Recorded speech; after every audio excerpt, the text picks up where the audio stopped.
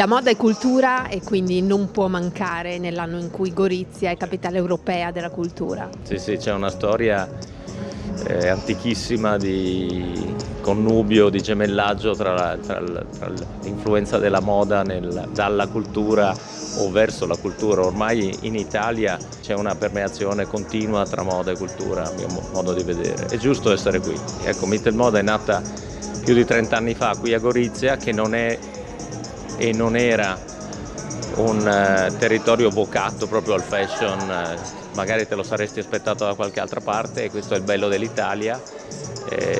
Siamo sempre andati avanti, abbiamo messo a sistema centinaia di istituti che hanno formato decine di migliaia di ragazzi, cerchiamo di intravedere il talento tra loro, che ricordiamolo sono degli studenti, non sono degli stilisti.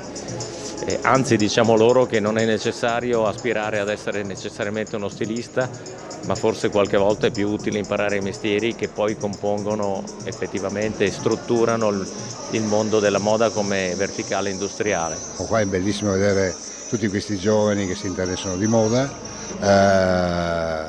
Abbiamo veramente dei materiali importanti, umano, di ragazze e ragazzi positivi. Da chi mi è venuta l'idea di lanciare il livello nazionale come vicepresidente vicario di Union Camere, propone di creare una rete delle scuole di moda italiane, delle associazioni di moda e di design, per far conoscere, che si conoscono fra tutti, fare una rete per avere più forza e da lì creare tutte quelle politiche giuste per lo studio, la formazione e l'inserimento nel mondo del lavoro.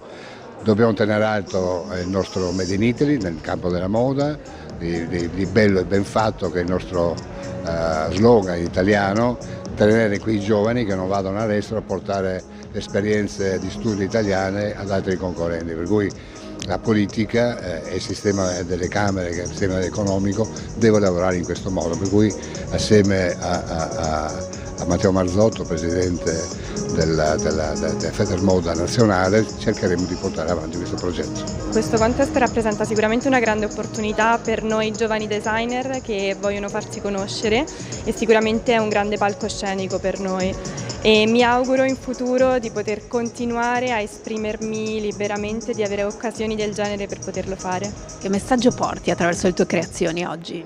Io porto il messaggio che secondo me la moda deve cercare di distaccarci per 11 minuti, 12 minuti, mezz'ora, un'ora, quante sfilate vuoi guardare, quanti vestiti vuoi indossare, distaccarci dal mondo reale e provare a creare questo senso di leggerezza, di bellezza, perché sono convinto che, come dicevano i greci, il bene è bello, quindi quello che è bene è bello, quindi la bellezza potrà portarci secondo me a sviluppare quello che è un mondo migliore, una visione migliore delle cose.